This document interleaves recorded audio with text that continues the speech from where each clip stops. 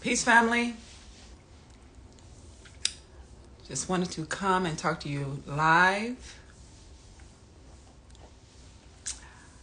Today, I'm going to be talking about when you are in public. When you're in public, can you control your children? Are you having an issue controlling your children in public? Is this something that you struggle with? Are you having a hard time trying to leave? Are you having a hard time trying to leave the child care center?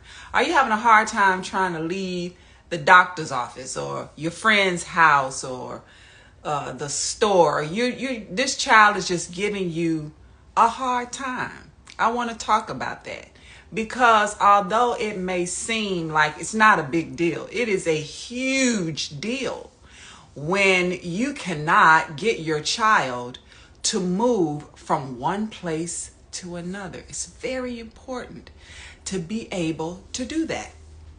So here are some scenarios. Does your child sneak away and then break out running when you trying to get ready to take care of some business?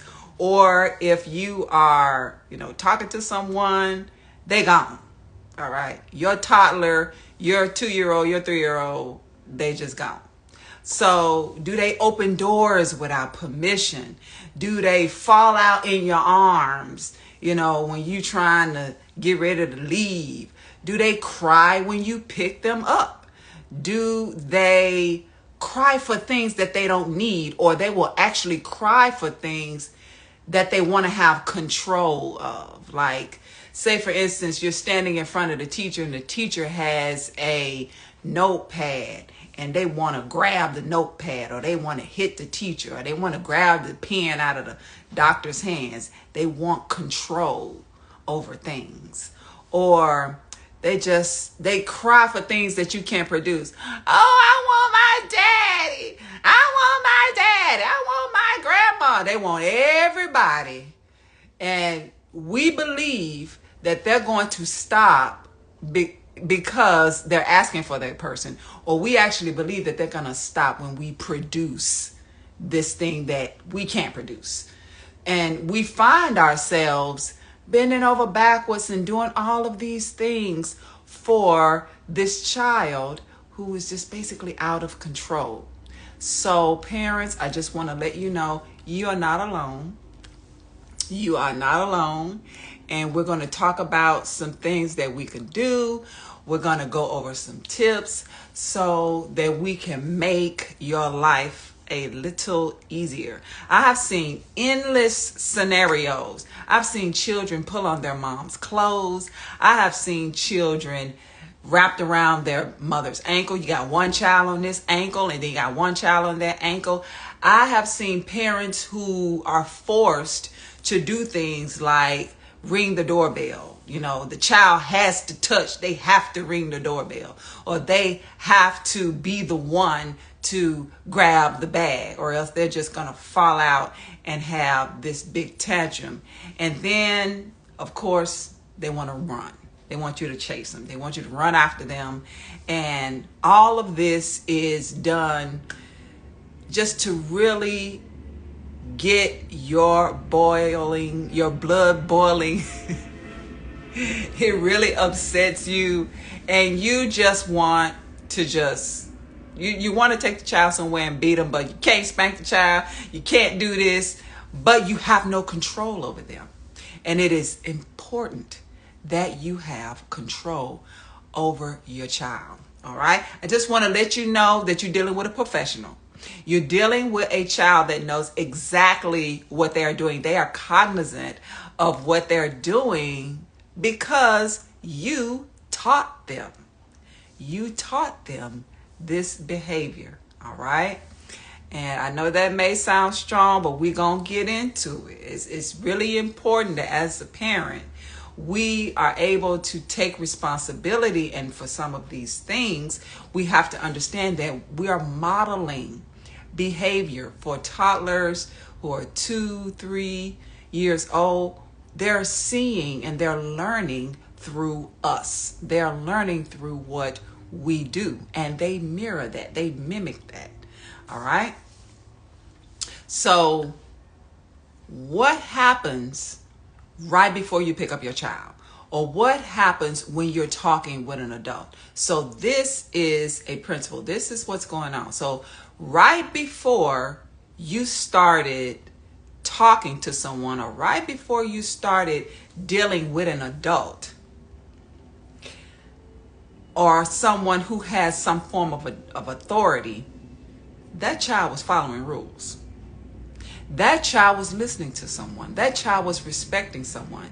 But as soon as you come into the picture, when you pick them up, when you are the one who is responsible for taking care of this child, or if they're moving away from their caregiver, they encounter you. And when they encounter you, then this is where all of this behavior comes from. And many of us will say, wow, that's mom. She does mom like that? Why does she do mom like that? So, the reason why these things happen is because you are witnessing a child that has no limits. And you are witnessing a child who lives in an environment that has no limits. It is very important for a child to have limits and rules and regulations. They have to be set up in an environment that is structured. Okay? Not only does their environment not have limits, but they are also experiencing the fact that you have no limits. You may have no structure. And when you're living in this environment with your child, you don't even realize that because there are no limits in the environment, there is no example of control. There is no example of someone who is being a model, someone who is showing this child limitations. So because of that, the child is going over all of the limits, until even the point to where it could be dangerous to their lives. So we're going to talk a little bit about limits. So I don't necessarily have a dictionary definition right now, but limit as it pertains to a certain distance of something. A limit as it pertains to a certain barrier that is placed or that is in place for a reason, to stop something that is dangerous, to stop something that may not be in that level or within the limits of whatever it is we're trying to put a barrier on. All right? And there are limits in every life of a human being. We don't even realize that we are in an environment, we live in an environment of limitations. It says in the Holy Quran that there are always limits. It is always talking about limits. And not only does the Holy Quran talk about limits, it also talks about how to not even approach the limits. We are not even supposed to even approach them. All right. So it is natural for us to have limits. And these are just a few principles of dealing with limitations. And it's really important that we share these kind of principles with our children and for them to see us following limits. All right.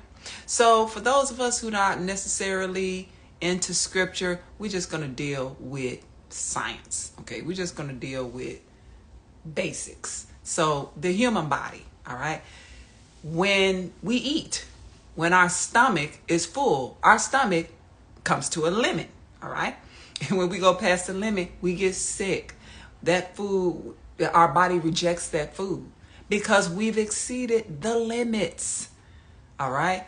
Another example. Do you know that the water on the planet has limits? You would never think that the water on the planet, it has limitations. It can only go 6 miles into the air and into the atmosphere, and it only transfers its quality or its characteristic. It goes into the atmosphere, 6 miles into the atmosphere, and it can only turn into a precipitation of snow or ice or fog or mist, but it is never going to escape the Earth's atmosphere because it has limits. It's only going to change its form.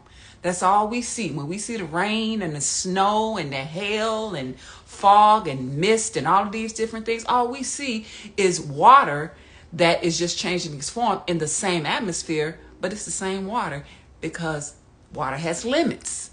Limits. So, even when we think about personal space, when we think about a glass has limits. When you fill that glass up with water, if you continue to keep on going, it's just going to spill all over onto the floor because there are limits. You have shelves. They are limits. Storage spaces. So there are things in our life that naturally reminds us about limitations. So these are important to put on ourselves and our children. So those are just some basic principles about limitations and why this is so important to our children. And I'm basically kind of talking to the parents who have toddlers, 2-year-olds, 3-year-olds. These children must have limits.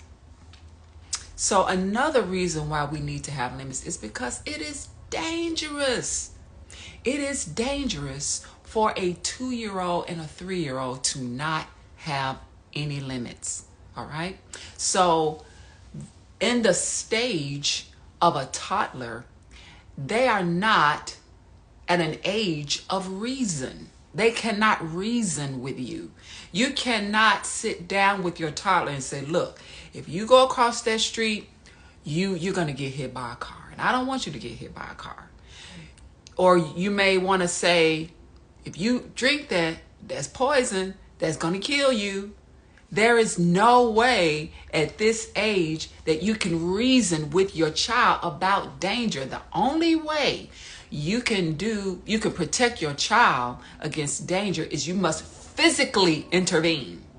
You cannot verbally tell them these kind of things. You have to physically intervene so that they don't go past the limits. All right? And when we do this is a natural thing, because then this is communicating to the child, oh, that's not right. I shouldn't do that. That's a limit. I'm not going to do that. And it is the same thing in our homes when we create an environment with limitations, not just limitations on the child, but also limitations on ourselves. Okay? So as we could see, all of this transfers from home to the public. Whatever we do at home, we do in the public. And, I always get in trouble when I put that burden, their responsibility on the parents. I always hear them say, that he don't do that at home. I don't know where he get that from, but he does not do that at home. And I'm going to tell you right now, Mom, I love you, but you're lying. You are lying because research shows that our children mirror us. Through the 5 senses, they learn everything through their environment, whatever it is that they come into close proximity with. Those are actually the activities and the things that they are building dispositions with.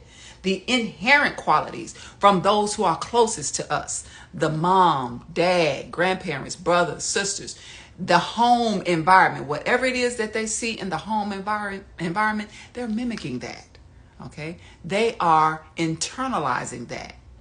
And when they go out, when they go abroad, they don't say, oh, I'm going to keep that at home. I'm not going to act like that because I'm with my mom. No, they are going to express themselves because as new learning human beings, that is what they do. They are in a stage of development. They are in a stage of growth. So they are going to be honest in their expression. And this is the reason why we have to take responsibility when our children behave this way. Because although we may say they don't do that, if you look close enough, you will see them doing it at home. All right? So we have to remember that they are learning these things from us and they are growing with these things. They are internalizing these things. And this is becoming a part of their personality. We got to understand that everything that a child does, it is becoming a part of their character, it's becoming a part of their personality, and it's a part of that person that they're going to be as an adult.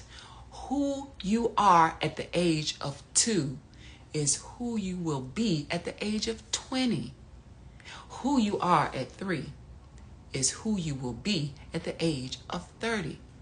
Because this is the time of the hard wiring, when those dispositions are hardwired with synaptical connections in the brain. These synaptical connections are experiences in life that the child encounter, and this becomes a part of their DNA. So when we start out in their experiences with no discipline, no limits, there is no structure. Everything is you do what you want to do, when you want to do it, how you want to do it. Then this is how they are being hardwired. All right? So these are the things that you shouldn't do. These are the things that don't work, people. All right. Bribing your child with food and drink. So you getting ready to leave and you're saying, okay, we getting ready to go to Chuck E. Cheese. If you don't come over here now, I'm not going to take you to Chuck E. Cheese, which is probably riddled with germs by now with all of the use of Chuck E. Cheese and that bad food and that bad pizza. But we want to bribe them with Chuck E. Cheese. Please do not bribe them, okay? Because it will not work. So another thing that we don't want to do, we don't want to tell them, look, I'm going to leave you. I'm leaving. I'm finna take your brother. Me and Sammy, we about to go. I'm going to leave you. Bye. Bye. We telling our child bye. This doesn't work, people. You don't want to do this. This is another one. Don't tell your child that you're going to leave. All right. Because you're not. All right. All right. Another thing is you're giving into control. They want to ring the doorbell. They want to knock on the door. You holding them and they're not going to make a move until they're able to do whatever it is that they want to do. No, stop that. Don't give in because they're not going to work. And the reason why they're not going to work is because these characteristics and these qualities, they're internalizing it, okay? They're internalizing learning how to bribe. They're internalizing learning how to lie. They're internalizing the fact that I can get control over my mom and dad because I want to push that doorbell and I'm going to scream and cry and holler and fall out on the floor because this is what I want to do. They're internalizing this, parents, and we don't even realize that we are building people with these kind of characteristics and qualities. All right? So this is what we don't want. You are actually instilling bad dispositions of bribing, lying, abandonment, and a weak will to give up.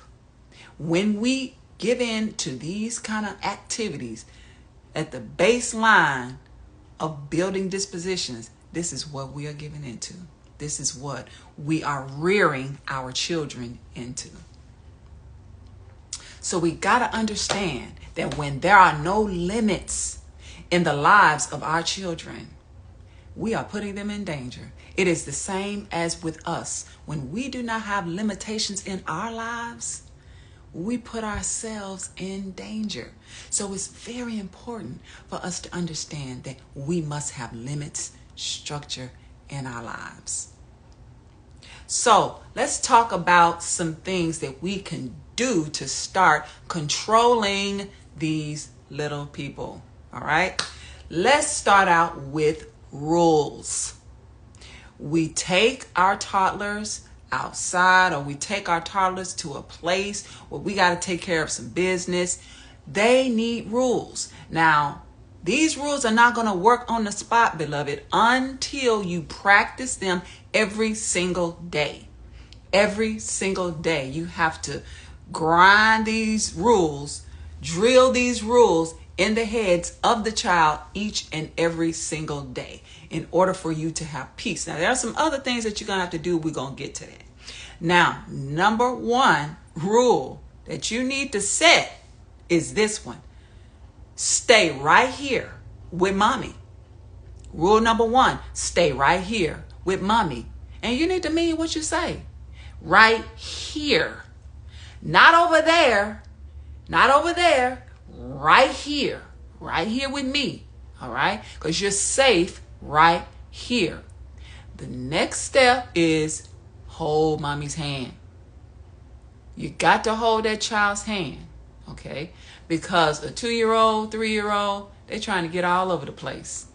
And I'm not saying that you got to hold their hand everywhere. I'm just saying when you're encountering an adult, when you're involved in a situation where you need to take care of some business for just a few minutes, maybe with your child's teacher, with a doctor, with, you're just involved in something just for a few minutes, they can stand there and hold your hand.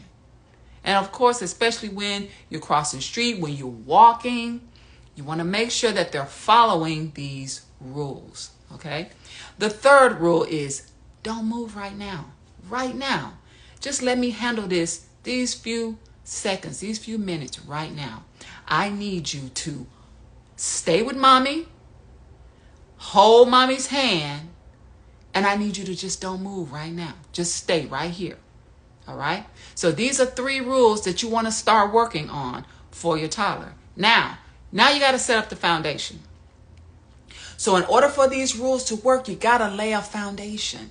And that foundation has to be laid at home. You got to put limits on the life of your child.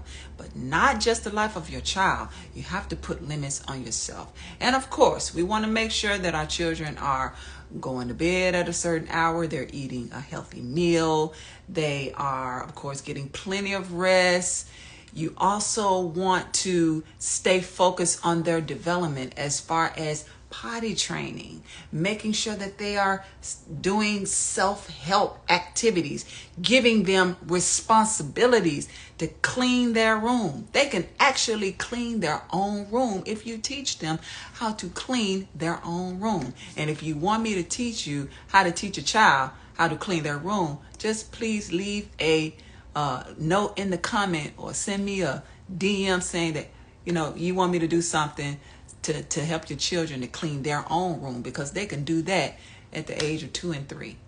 But it will give them some kind of responsibility instead of just running around and playing and just acting about, giving them no structure, no limitations.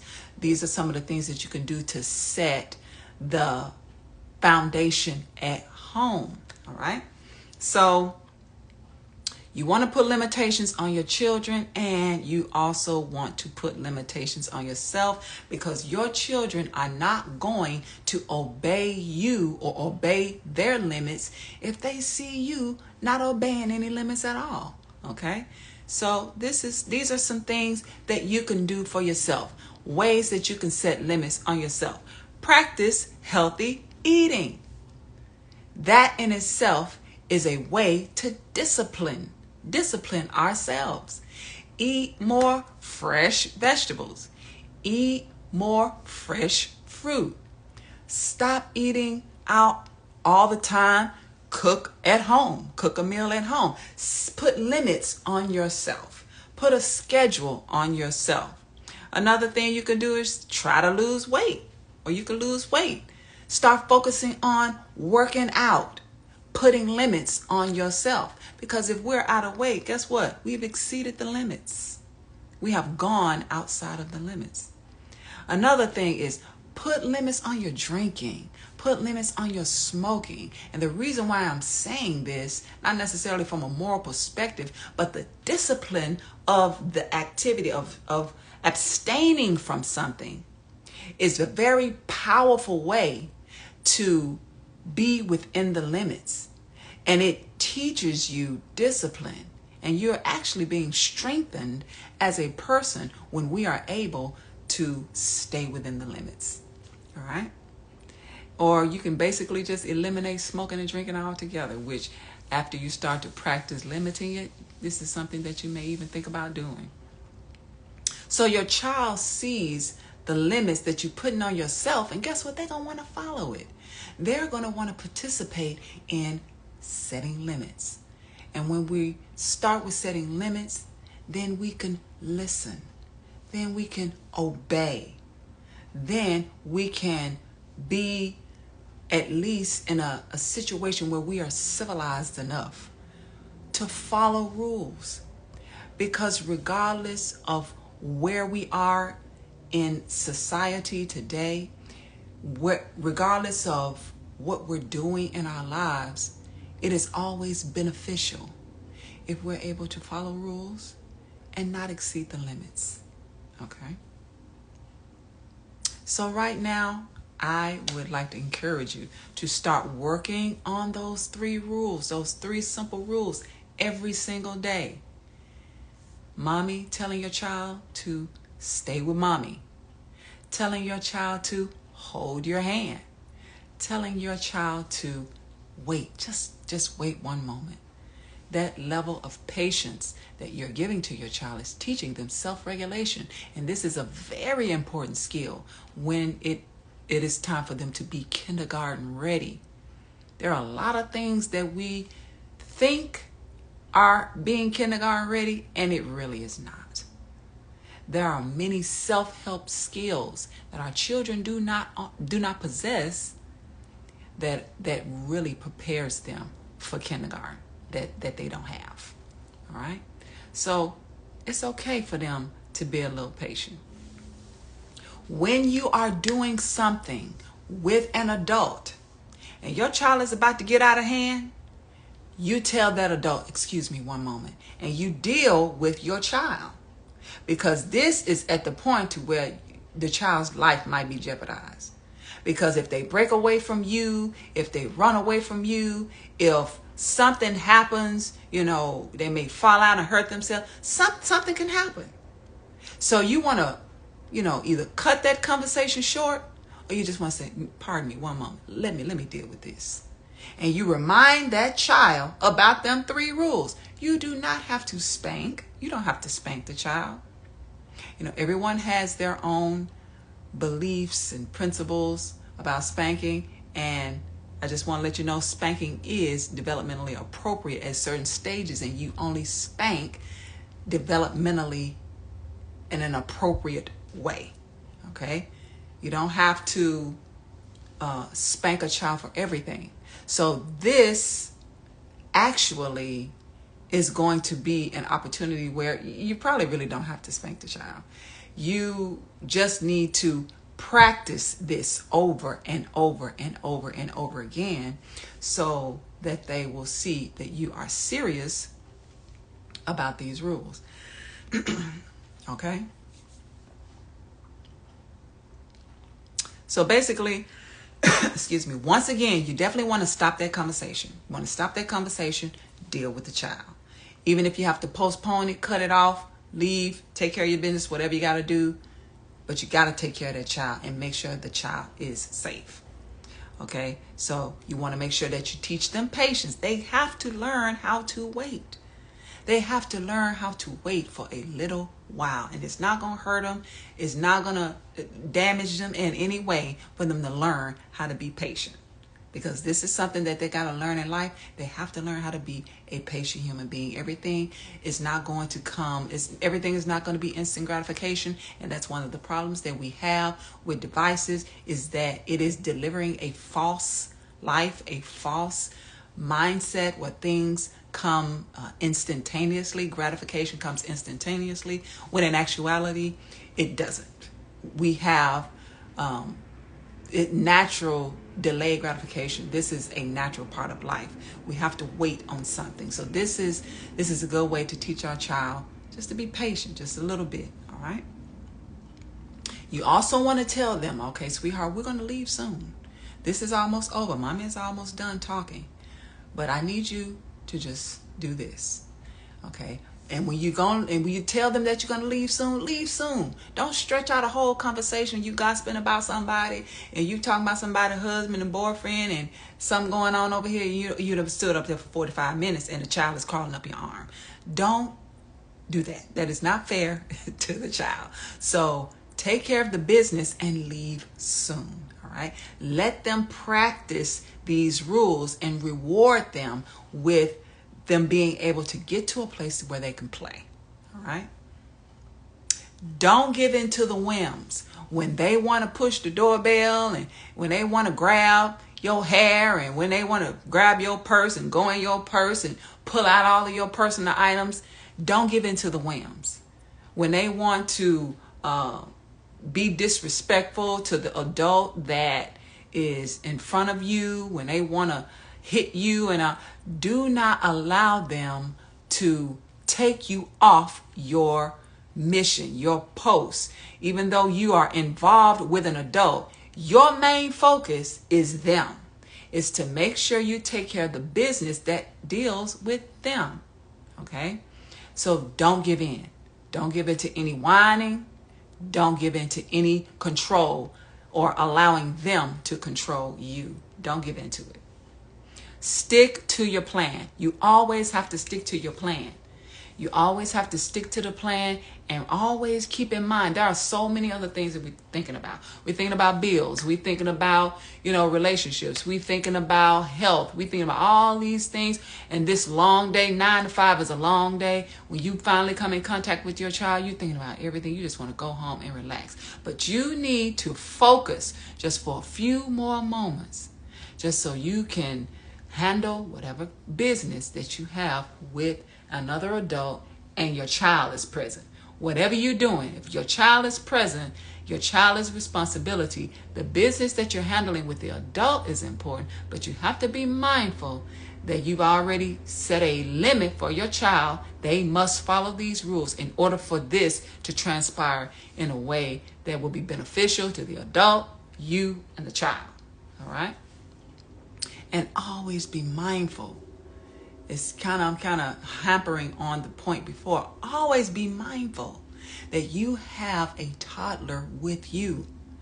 Always know that child is the most important. That child is the priority at that time. If you're somewhere, you walking with your children, and they're small children, they're your priority. And it's important that you keep them safe, because they're protecting. They are expecting you to protect them. They are expecting you to protect them, because they cannot reason danger. They need you to be able to physically protect them. So the best way to physically protect them is to keep them near, to keep them close, help them to understand that they need to follow the rules and stay with mommy and hold mommy's hand. And then once they are old enough to reason, they can kind of stray away a little bit, but we want to kind of grow them up into these limits. All right. We want to teach them about these limits. Take the time to help them to understand that we need this in our life to make us happy, to make us whole, and to make us complete, so that we can enjoy life, enjoy peace and contentment of mind, because that's what parents are always looking for, peace and contentment of mind. And you can have it with your toddler. It just takes a few simple techniques and strategies. And once you are consistent with those and get them in place, you will definitely reap the rewards of your hard work. So I thank you so much for watching the video. I hope you got something valuable out of it, and I look forward to seeing you soon. Peace.